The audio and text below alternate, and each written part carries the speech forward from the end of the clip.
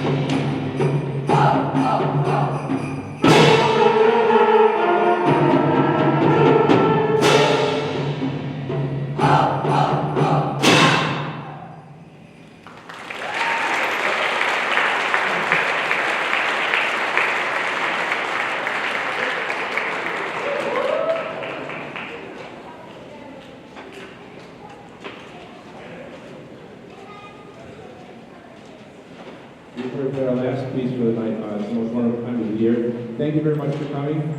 Those of you that have already volunteered to help us at our fun nights, thank you very much. If you haven't had a chance to come in and volunteer for our fun nights, I highly recommend it. It's an experience like no other. So it's 2 hours of not having to sell anything for us to fundraise funds. So just, being a presence here for a fun night is a fantastic thing, and it helps us raise money for our program without, as I said, having to sell anything, which is my huge thing. So next one I think for us is, I can't remember if it's in January, February, but I'll send an email out about that. So, thank you very much for coming. Hope you've had a great time. Have a great holiday season. And when we're done, if you want to have your student meet you back here or in the hallway, that's fine. They know what to do. So, and then we will see you in 2025. Thank you.